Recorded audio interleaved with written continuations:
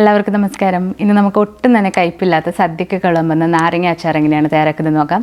ഈ ഒരു നാരങ്ങ നമുക്ക് ചെറുനാരങ്ങ വെച്ചിട്ടും അതുപോലെ കരുനാരങ്ങ, വടുകപ്പുളി ഇതൊക്കെ വെച്ചിട്ട് തയ്യാറാക്കാൻ പറ്റുന്ന ഒരു അടിപൊളി നാരങ്ങയുടെ റെസിപ്പിയാണ്.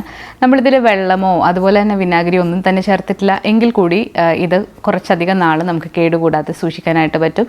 അപ്പോൾ അധികം താമസിയാതെ ഈ ഒരു ടേസ്റ്റി ആയിട്ടുള്ള നാരങ്ങ അച്ചാർ എങ്ങനെയാണ് തയ്യാറാക്കിയെടുക്കുന്നതെന്ന് നോക്കിയിട്ട് വരാം. ഈ ഒരു അച്ചാർ തയ്യാറാക്കാൻ വേണ്ടിയിട്ട് നമ്മളിവിടെ 600 ഗ്രാം നാരങ്ങയാണ് എടുത്തിട്ടുള്ളത്. ഞാനിവിടെ എടുത്തിരിക്കുന്നത് മീഡിയം സൈസിലുള്ള മഞ്ഞ കളറിലുള്ള ലെമണാണ് എടുത്തിട്ടുള്ളത്. നമ്മുടെ നാട്ടിലാണെങ്കിൽ നന്നായിട്ട് പഴുത്ത ചെറുനാരങ്ങ, അല്ലാന്നുണ്ടെങ്കിൽ വടുകപ്പുളി, അല്ലാന്നുണ്ടെങ്കിൽ കറി നാരങ്ങ, ഇതിലേത് വേണമെങ്കിലും നിങ്ങൾക്ക് എടുക്കാവുന്നതാണ്. വടുകപ്പുളിയും കറി നാരങ്ങ ഒന്നാണ്. ആദ്യം തന്നെ നമുക്കിത് നന്നായിട്ട് കഴുകിയതിന് ശേഷം ഇതൊന്ന് ആവി കയറ്റിയെടുക്കണം. ആവി കയറ്റിയെടുക്കുക എന്ന് പറയുമ്പോൾ നിങ്ങൾക്ക് ഇഡ്ഡലി തട്ടിൽ വെച്ചിട്ട് ഇത് ആവി കയറ്റിയെടുക്കാം. ആവി കയറ്റുന്നത് എന്തിനാണെന്ന് വെച്ചാൽ ഈ ഒരു നാരങ്ങയുടെ തൊലി നല്ല സോഫ്റ്റ് ആകാനും ഉൾഭാഗവും നന്നായിട്ട് വെന്ത് വരാനും അതുപോലെ ഒട്ടും തന്നെ കയ്പില്ലാതിരിക്കാനും വേണ്ടിയിട്ടാണ് നമ്മളിതൊന്ന് ആവി കയറ്റിയെടുക്കുന്നത്. പച്ചയ്ക്ക് തന്നെ ഇടുകയാണെങ്കിൽ ഇത് കുറച്ച് കഴിക്കാനുള്ള സാധ്യതയുണ്ട്. ഇനി നമ്മളിത് മീഡിയം ഫ്ലെയിമിലിട്ട് നന്നായിട്ട് ഇതൊന്ന് സ്റ്റീം ചെയ്തെടുക്കണം. ഒരു 10 മുതൽ 15 മിനിറ്റ് വരെ ഇതൊന്ന് സ്റ്റീം ചെയ്തെടുത്ത് കഴിയുമ്പോഴത്തേക്ക് ഈ ഒരു നാരങ്ങ നന്നായിട്ട് കുക്കായി കിട്ടും. ആ ഒരു സമയം എന്ന് പറയുന്നത് നിങ്ങളുടെ നാരങ്ങയുടെ വലിപ്പത്തിനനുസരിച്ചിട്ട് ആ സമയം കൂടുക കുറയ്ക്കുകയോ ചെയ്യാവുന്നതാണ്. അപ്പോൾ നമ്മൾ വലിയ നാരങ്ങയാണെങ്കിൽ കൂടുതൽ സമയം എടുത്ത് നന്നായിട്ട് അത് കുക്ക് ചെയ്തെടുക്കുക. ഇപ്പോൾ ഒരു 10 മിനിറ്റ് കഴിഞ്ഞിട്ടുണ്ട്. നാരങ്ങയൊക്കെ നന്നായിട്ട് സോഫ്റ്റായി വന്നിട്ടുണ്ട്. ഇനി ഇത് മറ്റൊരു പാത്രത്തിലേക്ക് മാറ്റുക. അതിനുശേഷം ഒരു കിച്ചൺ ടിഷ്യൂ വെച്ചിട്ട് ഈ ഒരു നാരങ്ങ നന്നായിട്ട് തുടച്ചിട്ട് അതിൻ്റെ വെള്ളമയൊക്കെ ഒന്ന് മാറ്റിയെടുക്കാം. വെള്ളം ഒട്ടും തന്നെ ഇതിൽ ഇരിക്കാനായിട്ട് പാടില്ല. വെള്ളം ഇരിക്കുകയാണെങ്കിൽ ഈ നാരങ്ങ പെട്ടെന്ന് ചീത്തയായി പോകും. ഇപ്പോൾ നമ്മൾ നാരങ്ങ നന്നായിട്ട് തുടച്ച് എടുത്തിട്ടുണ്ട്. ഇത് നല്ല സോഫ്റ്റായിട്ട് വന്നിട്ടുണ്ട്. ഇനി നമുക്കിത് നന്നായിട്ട് തണുത്തതിന് ശേഷം ഒന്ന് അരിഞ്ഞെടുക്കണം. അരിഞ്ഞെടുക്കുമ്പോൾ ശ്രദ്ധിക്കേണ്ടത് ഇത് രണ്ടായിട്ട് മുറിച്ചതിന് ശേഷം ഇതിൻ്റെ അകത്തുള്ള അരികൾ എടുത്ത് കളയുക. അരി ഈ ഒരു അച്ചാറിൽ കിടക്കുമ്പോൾ ഒരു രസമില്ല. അപ്പോൾ നമ്മൾ അരി നന്നായിട്ട് മാറ്റിയിട്ട് വേണം ഈ ഒരു നാരങ്ങ അരിഞ്ഞെടുക്കാനായിട്ട്. അരിഞ്ഞെടുക്കുമ്പോൾ ചെറിയ പീസുകളായിട്ട് മുറിച്ചെടുക്കാവുന്നതാണ്. കറിനാരങ്ങ സാധാരണ ഇതുപോലെ ഉള്ള പീസുകളായിട്ടാണ് മുറിച്ച് എടുക്കാറുള്ളത്. ഇപ്പോൾ നമ്മൾ മുഴുവനും ഇതുപോലെ അരിഞ്ഞെടുത്തിട്ടുണ്ട്. ഇനി നമ്മൾ ഇതിലേക്ക് കുറച്ച് ഉപ്പിട്ടതിന് ശേഷം നന്നായിട്ടൊന്ന് പുരട്ടിയിട്ട് കുറച്ച് നേരം മാറ്റി വെക്കണം.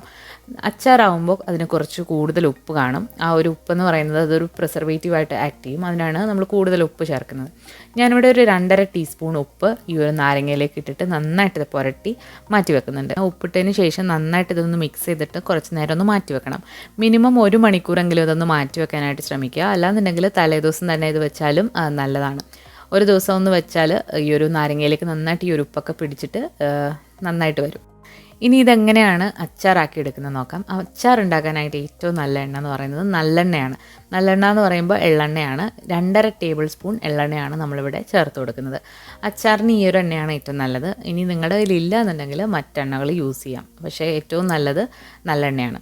എണ്ണ നന്നായിട്ട് ചൂടായി വന്നു കഴിഞ്ഞാൽ ഇതിലേക്ക് കുറച്ച് കടുകിട്ടൊന്ന് പൊട്ടിച്ച് കൊടുക്കാം. കടുകൊന്ന് പൊട്ടി വന്നു കഴിഞ്ഞാൽ ഇതിലേക്ക് നമുക്കിനി വെളുത്തുള്ളി ചേർത്ത് കൊടുക്കാം. വെളുത്തുള്ളി എന്ന് പറയുന്നത് ഞാനിവിടെ ഒരു വലിയ കുടം വെളുത്തുള്ളി ചെറുതായിട്ട് നീളത്തിലരിഞ്ഞ് വെച്ചിട്ടുള്ളത് ഇട്ട് കൊടുത്തിട്ടുണ്ട്. അതോടൊപ്പം തന്നെ എരിവിനാവശ്യമായിട്ടുള്ള പച്ചമുളക് 5-6 എരിവുള്ള പച്ചമുളക് നമുക്കിതിലേക്ക് ചേർത്ത് കൊടുക്കാം. ഇനി ഫ്രഷ് ആയിട്ടുള്ള കറിവേപ്പില കൂടി ഇതിലേക്ക് ഇട്ടിട്ട് ഇതൊന്ന് വഴറ്റിയെടുക്കാം. വഴറ്റിയെടുക്കുമ്പോൾ ഇത് ഒരുപാടങ്ങ് ബ്രൗൺ നിറമൊന്നും ആയി വരണ്ട. ജസ്റ്റ് ഒന്ന് വാടി വന്നാലും മതി. നമ്മൾ അച്ചാറിലൊക്കെ ഒരുപാടങ്ങ് ബ്രൗൺ ആക്കേണ്ട ആവശ്യമില്ല. അതൊന്ന് വാടി വന്നാലും മതി.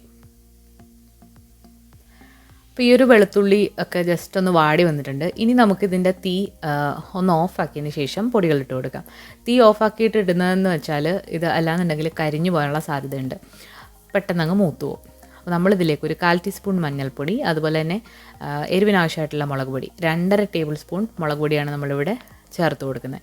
അച്ചാറെന്ന് പറയുമ്പോൾ അതിന് കുറച്ച് എരിവും ഉപ്പും ഒക്കെ ഉണ്ടാകും. അപ്പോൾ 2.5 ടേബിൾ സ്പൂൺ കാശ്മീരി മുളക് പൊടിയാണ് ഞാനിവിടെ ചേർത്ത് കൊടുത്തിട്ടുള്ളത്. നിങ്ങൾക്ക് കൂടുതൽ എരിവ് വേണമെന്നുണ്ടെങ്കിൽ നല്ല മുളക് പൊടിയും ചേർത്ത് കൊടുക്കാം. ഇതിലേക്ക് ഒരു 1/4 ടീസ്പൂൺ ഉലുവാപ്പൊടി ചേർത്ത് കൊടുക്കുന്നുണ്ട്. ഉലുവാപ്പൊടിയാണ് കുറച്ച് കൂടുതൽ വയ്ക്കേണ്ടത്. അതിനെക്കാട്ടിലും കുറച്ച് കുറവ് കായം കൂടി ചേർത്ത് കൊടുത്തിട്ടുണ്ട്. ഇനി ഇത് നന്നായിട്ട് ഇളക്കിയിട്ട് അതിൻ്റെ പച്ചമണമൊക്കെ നന്നായിട്ട് മാറ്റി ഒരു നല്ലൊരു കളറാകുന്ന വരെ ഒന്ന് ഇളക്കി കൊടുക്കുക. ഇനി നമുക്ക് തീ ഒന്ന് ഓൺ ചെയ്തതിന് ശേഷം കുറഞ്ഞ തീയിലിട്ട് ഇതൊന്ന് വഴറ്റിയെടുക്കാം.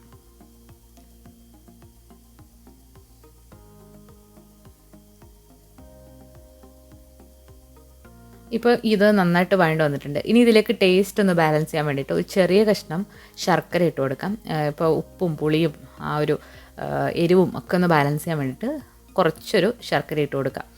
ഇനി നമ്മളിതിലേക്ക് കുറച്ചുകൂടെ ഉപ്പിട്ട് കൊടുക്കുന്നുണ്ട്. നമ്മളിതിൽ ഉപ്പിട്ട് കൊടുത്തിട്ടില്ല, നാരങ്ങയിലാണ് ഉപ്പിട്ട് കൊടുത്തിട്ടുള്ളത്. അപ്പോൾ നമ്മൾ ഉപ്പ് കൂടി ഇട്ട് കൊടുത്തതിന് ശേഷം തീ ഓഫാക്കി വെക്കുക. തീ ഓഫാക്കിയതിന് ശേഷം ഇത് നന്നായിട്ട് തണുത്തിട്ടാണ് നമ്മളിനി നാരങ്ങ ഇതിലേക്ക് ഇട്ട് കൊടുക്കുന്നത്. അപ്പോൾ നാരങ്ങ ആയാലും കടുമാങ്ങ ആയാലും ഈ ഒരു രീതിയിലാണ് നമ്മൾ ചെയ്യേണ്ടത്. ഇനി നിങ്ങളുടെ കയ്യിൽ കടുമാങ്ങയാണ് ഉണ്ടാക്കുന്നുണ്ടെങ്കിൽ നാരങ്ങയ്ക്ക് പകരം മാങ്ങ ഇതുപോലെ അരിഞ്ഞിട്ട് ഇതേ രീതിയിൽ ചെയ്താൽ മതി. അപ്പോൾ ഇനി നാരങ്ങ കൂടെ ഇട്ട് കൊടുത്തിട്ട് ഇതിനി കുക്കൊന്നും ചെയ്യേണ്ട ആവശ്യമില്ല. നമ്മൾ തീയൊക്കെ ഓഫാക്കി ഇത് തണുത്ത് വന്നിട്ടുള്ള അരപ്പാണ്. അപ്പോൾ ഇതിലേക്ക് നാരങ്ങ ഇട്ട് നന്നായിട്ട് മിക്സാക്കി കൊടുത്തതിന് ശേഷം നമ്മുടെ അച്ചാർ ഇവിടെ റെഡി ആയിട്ടുണ്ട്. ഈ ഒരു അച്ചാർ എന്ന് പറഞ്ഞാൽ നല്ലൊരു മണവും ടേസ്റ്റുമാണ്. അപ്പോൾ നമുക്ക് ഈ ഒരു അച്ചാർ ഇനി വെള്ളമയം ഇല്ലാത്ത കുപ്പികളിലാക്കിയതിന് ശേഷം 2 ദിവസം വരെ ഇത് പുറത്ത് വെക്കാം. അതിന് ശേഷം ഇത് അടച്ചിട്ട് ഫ്രിഡ്ജിൽ സൂക്ഷിക്കാവുന്നതാണ്. നമ്മളിതിൽ പ്രിസർവേറ്റീവായിട്ട് വിനീഗറൊന്നും ചേർത്തിട്ടില്ല, അതുപോലെ തന്നെ വെള്ളമൊന്നും ചേർക്കാത്തൊരു അച്ചാറാണ്. അപ്പോൾ ഇത് ഫ്രിഡ്ജിൽ കുറേ നാൾ കേടാകാതെ ഇരിക്കുന്നൊരു അച്ചാറാണ്. അപ്പോൾ 2 ദിവസമൊക്കെ പുറത്ത് വെക്കാം. അതിന് ശേഷം നിങ്ങളിത് ഫ്രിഡ്ജിലെടുത്ത് വെക്കാനായിട്ട് മറക്കരുത്. അപ്പോൾ ഈ ഒരു റെസിപ്പി നിങ്ങൾക്ക് ഇഷ്ടമായിട്ടുണ്ടെങ്കിൽ തീർച്ചയായിട്ടും ലൈക്ക് ചെയ്യാനും അതുപോലെ നിങ്ങളുടെ അഭിപ്രായങ്ങളൊക്കെ കമൻസിലൂടെ അറിയിക്കാനും മറക്കരുത്. പുതിയൊരു റെസിപ്പി വീഡിയോ ആയിട്ട് നമുക്ക് വീണ്ടും കാണാം. താങ്ക്